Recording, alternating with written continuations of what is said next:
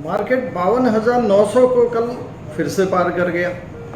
ये जो 53,000 का आंकड़ा है ये तो बिल्कुल लोवेस्ट पॉइंट बन चुका है। बार बार इसको मार्केट छू लेता है, इसके बाद थोड़ा डिप आता है। डिप आते ही जो मार्केट के आलोचक हैं वो कहना शुरू करते हैं कि जी हो गया, अब करेक्शन चालू है। मगर करेक्शन होने के बजाय 2 दिन मार्केट गिरा था 2 दिनों पहले, और इसके बाद फिर से वापस अपने स्तर पे आ गया। तो जी ऐसा क्या है जो मार्केट को वापस अपने स्तर पे ले आता है? मगर मार्केट जो कर रहा है, आपका फंड क्या कर रहा है?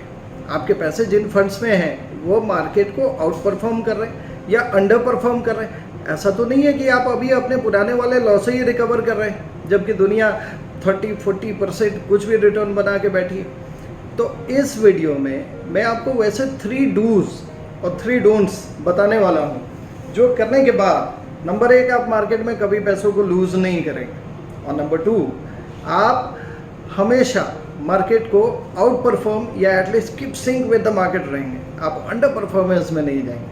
तो वॉच माई वीडियोस, अगले 10 मिनट काफ़ी महत्वपूर्ण हैं, इसको अंत तक देखिए। 2 लेडीज़ हैं जो मार्केट को वापस खींच के ले आती है। क्या है? फोमा, और दूसरे का नाम है TINA. FOMO, fear of missing out. TINA, there is no other alternative. ये फियर ऑफ मिसिंग आउट क्या है? ये सब माया, एक जो ग्रीन माया होती है, जो सेंटिमेंट्स होते हैं, और सेंटिमेंट्स काफ़ी पॉजिटिव हैं। पॉजिटिव होने की बात भी है, हमारा फ्यूचर काफ़ी ब्राइट लग रहा है, हमारे कॉर्पोरेट अर्निंग्स काफ़ी अच्छे होने वाले हैं। रिवेल सेल है मार्केट में। आप देखिए ना, टूरिज़्म, अभी कहीं घूमने जाइए, पूरा टूरिज़्म अपने पीक पे है, आपको होटल नहीं मिलेंगे, सोल्ड आउट है। अभी ये सिनेमा और जिम और स्विमिंग पूल तो खुलने दो, आप अभी देखो इसकी रिवेल सेल क्या होती है। और कॉर्पोरेट ने कॉस्ट इफेक्टिव काम करने के रास्ते चुन लिए हैं। हाँ जी, तो मुनाफा तो बढ़ेगा ही, मुनाफा बढ़ेगा। तो 3 डूज की पहले बात कर लेते हैं। अभी आप जिस पॉइंट पे भी बैठे हैं, जिस समय पहले आपने निवेश किया, सबसे पहले आप समझिए आपको आइडल नहीं बैठना है। जो फर्स्ट डू है वो ये है, review your portfolio, screen your portfolio. अब पोर्टफोलियो का मतलब क्या हुआ? आपका टोटल जो सेविंग्स हैं, जो टोटल आपके डिपॉजिट्स हैं, वो बाजार के किन किन असेट क्लासेस में इन्वेस्टेड हैं। क्या असेट क्लासेस है? एक fixed deposit, bonds, reserve bank of India के बॉन्ड्स या किसी कॉर्पोरेट का बॉन्ड। फिक्स्ड डिपॉजिट खाली बैंक नहीं देते हैं, नॉन बैंकिंग फाइनेंस कंपनीज के भी बॉन्ड्स होते हैं, और ज़रूरी नहीं है कि वो रिस्की हो। They are AAA rated bonds. Some of the NBFCs are more solid than even the banks. आप उसको लेके तो देखिए, आप उसको एनालाइज करके तो देखिए। सो FD is one asset class, bonds another asset class. फिर नंबर आता है इंश्योरेंस, इंश्योरेंस तीसरा असेट क्लास हो गया। म्यूचुअल फंड्स, म्यूचुअल फंड्स अपने आप में एक ब्रह्मांड है। इसमें आपका डेट पोर्शन हो सकता है, म्यूचुअल फंड में आपका इक्विटी पोर्शन हो सकता है। कई बार हम ये गलती कर लेते हैं कि म्यूचुअल फंड का मतलब हम सिर्फ समझ लेते हैं कि मार्केट। म्यूचुअल फंड का मतलब मार्केट नहीं है।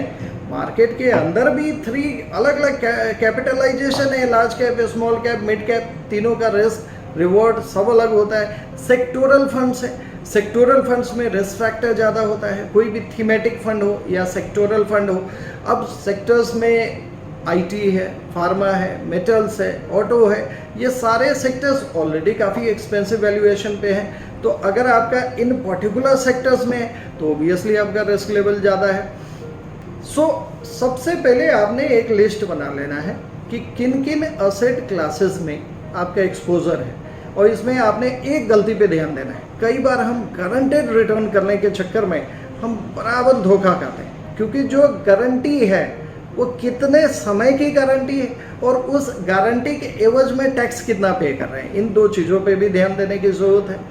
सो ये जो गारंटी का चक्कर है, अगर आपको मान लीजिए प्रधानमंत्री व्यय बंधन योजना है या सीनियर सिटीजन डिपॉजिट स्कीम है, बहुत सारे लोग रिटायर होने के बाद एक थंब रूल बन गया है, जैसे कि भाई 15 लाख का सीनियर सिटीजन डिपॉजिट स्कीम करो, 15 लाख का प्रधानमंत्री व्यय बंधन योजना करो।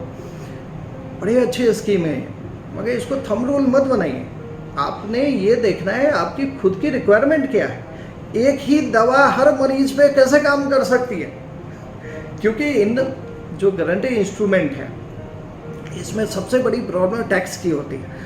30% का टैक्स लोडिंग होता है, और अगर आप 30% टैक्स ब्रैकेट में हैं तो आपका रिटर्न जितना आपको दिख रहा है वो तो नॉमिनल रिटर्न है, इसको काट के रिटर्न बनता है। So again coming back, screen your entire portfolio in totality. कहीं आप किसी एक असेट क्लास में ओवर एक्सपोज तो नहीं और किसी दूसरे असेट क्लास में अंडर एक्सपोज तो नहीं। तो balance portfolio is always a good way to go. So पहला आपने चेक करना है whether you are having a balance portfolio. हम सेकेंड पॉइंट पे आते हैं। ये तो ओवरऑल पिक्चर देख लिया, हेलीकॉप्टर व्यू ले लिया आपने फाइनेंस का। सेकेंड पॉइंट है हमारा स्क्रीन योर इक्विटी पोर्टफोलियो। देखो सबसे ज़्यादा रिस्क तो इक्विटी में ही है, मगर रिस्क इक्विटी में कब होता है? जब आप या तो कॉन्सेंट्रेटेड रहें, किसी एक दो कंपनी के शेयर ही आपने खरीद लिए, उसी पे आप सोच रहे हैं सारे दांव लगा दिए, या आप एक दो सेक्टर के ऊपर ही कॉन्सेंट्रेट हो, आईटी चल गया, फार्मा चल गया, सारे पैसे आईटी फार्मा में ही डाल के बैठे हैं, अभी महंगा हो गया तब भी वहीं बैठे हैं। तो ये सारी चीज़ें आपके रिस्क को बढ़ा देती हैं। जो large cap, mid cap, small cap है, अमूमन ऐसा कहा जाता है कि लार्ज कैप में कम रिस्क होता है, स्मॉल कैप, मिड कैप में ज़्यादा रिस्क होता है, मगर इसमें आपने वैल्यूएशन भी देखना है। अगर लार्ज कैप का वैल्यूएशन हाई है, अगर महंगा है, तो लार्ज कैप का रिस्क ज़्यादा हो जाएगा। अगर स्मॉल कैप, मिड कैप का वैल्यूएशन सस्ता है तो उनका रिस्क कम हो जाएगा। तो आपने वैल्यूएशन पैरामीटर भी चेक करना है, आपने खाली एक थंब रूल बना के चेक नहीं करना है। इसके बाद आप ये सुनिश्चित कर लें कि जो अभी मार्केट का जो स्तर है इसमें 20 से 30%, मैं एक 50 साल के ऊपर के व्यक्ति की बात कर रहा हूँ, या even I mean all the age categories, markets are high, markets are not all time high. इस बात को, इस स्टेटमेंट को थोड़ा चेंज करते हैं, markets are till date high, क्योंकि अगला हाई हमेशा इसके बाद का होता है। जब भी एक मार्केट पीक पे होता है, जब भी मार्केट ऊंचाइयों को छूता है, जैसे जनवरी 2020 मार्केट हुआ 44,000, जनवरी 2011 मार्केट हुआ 21,000, उसके पहले जनवरी 2008 मार्केट हुआ 21,000, जहाँ से गिरने की कवायद शुरू हुई थी। तो जब भी पीक पे होता है मार्केट तो ऐसा कहते हैं मार्केट ऑल टाइम हाई, उधर जाना भी मत।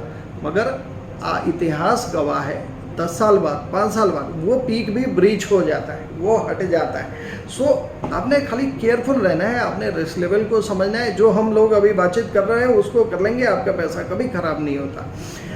अब अगर 20 से 30% ही आपका मार्केट का एक्सपोजर है, और तो दो ही इवेंचुअलिटी होनी है, मार्केट या तो नीचे जाएगा या तो ऊपर जाएगा। जब मार्केट ऊपर जाता है तब तो आप खुश होते ही हैं, मेरे बिना कहे खुश होते हैं। मगर अगर मार्केट नीचे जाता है तो आपने अपना बीपी कोलेस्ट्रॉल नहीं बढ़ाना है। मार्केट नीचे जाना मार्केट का इनहेरेंट कैरेक्टरिस्टिक है। Volatility is the life of the market. There is a difference between being risky and being volatile. Volatile तो मार्केट का इनहेरेंट कैरेक्टरिस्टिक है। मार्केट नीचे नहीं जाएगा तो आपको बाई करने का अपॉर्चुनिटी कैसे मिलेगा और फिर आप प्रॉफिट कैसे बनाएंगे? तो मार्केट जी ना तो खाली ऊपर जाएगा ना ही फ्लैट रहेगा। मार्केट और ECG का जो रिपोर्ट होता है, आप देखिए ECG का रिपोर्ट कितना झिकझैक होता है। तो अगर ECG का रिपोर्ट फ्लैट हो जाए तो आदमी ख़त्म हो जाता है। इसी तरीके से मार्केट चलता है। सो अब अगर 20 से 30% मार्केट एक्सपोजर है और मार्केट नीचे भी आता है, चलिए 15% की करेक्शन आ जाती है मार्केट में, अब आपको लगता है कि 80% का टेंशन है, आपने 20% के लिए लेना चाहिए। 80% तो पैसे मार्केट के बाहर ही है ना, 20% ही मार्केट में है ना, तो क्या 80% का टेंशन 20% के लिए लेंगे? देखिए कई बार और अक्सर ये मार्केट पैसों का नुकसान नहीं करता है, ये हमारा टेंशन, हमारा पैनिक, हमारा ओवर इंथुजियास्टिक होना या ओवर पेसिमिस्टिक होना, ये जो एक्सट्रीम बिहेवियर, ये हमारे पैसों का नुकसान करती है मार्केट से ज़्यादा। तो अगर 20-30% पे आपका इक्विटी एक्सपोजर है, क्या खतरा है? मार्केट थोड़ा डाउन आता है, थोड़ा और परचेज कर लीजिए।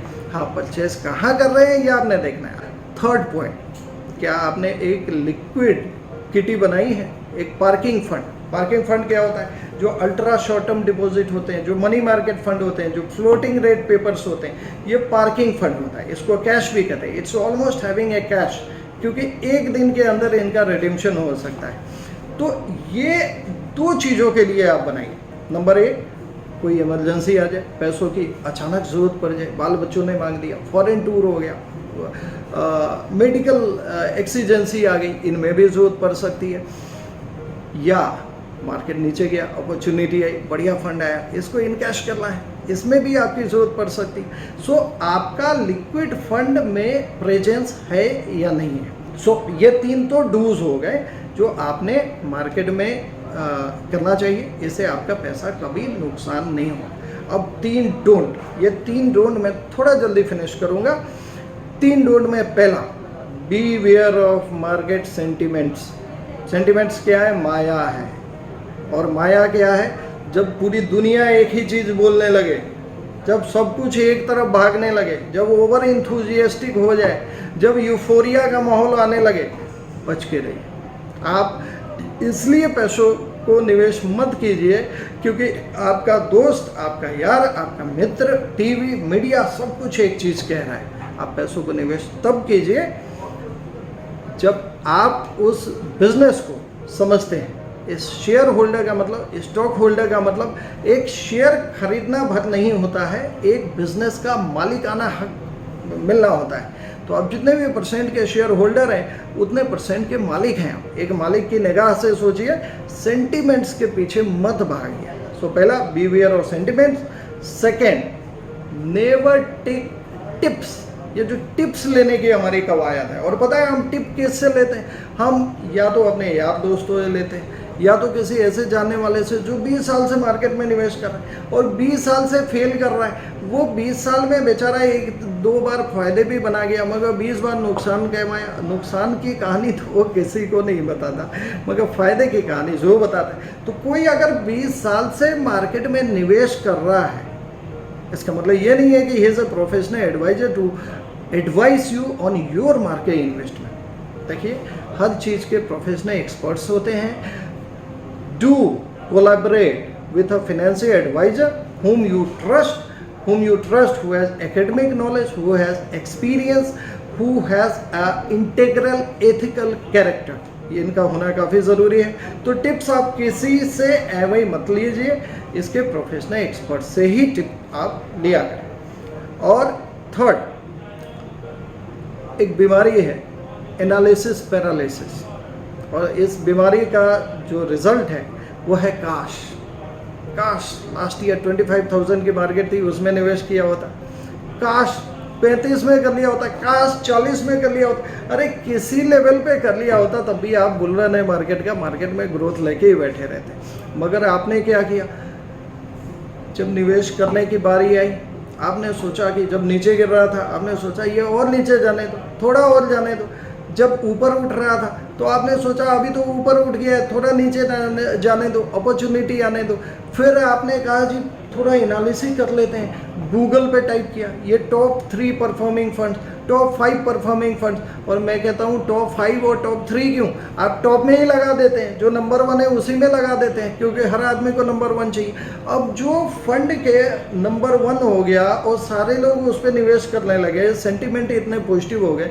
अब सोचो जो फंड मैनेजर है वो भी तो इंसानी, उसके पास पहले एक लिमिटेड फंड था, बड़े अच्छे से मैनेज कर रहा था, अचानक से 3 साल उसका जब fund top performing number 1 category में आ जाता है, सारे लोग उसको पैसे देना शुरू कर देते हैं भेड़ चाल में, तो इसके पास इतना ज़्यादा कैश आ जाता है कि मिस मैनेजमेंट की गुंजाइश भी हो जाती है। सो एनालिसिस पैरालिसिस के सिंड्रोम को छोड़ दीजिए। मार्केट में पैसा बनाने का सिर्फ एक तरीका है, staggered way of entering into the market, staggered way of exit into the market. अगर आपकी प्रेजेंस मार्केट में अभी निल है, 0 है या 10%, और आप सोच रहे हैं कि मार्केट जब नीचे आएगा फिर हम करेंगे, you are doing a mistake gentleman.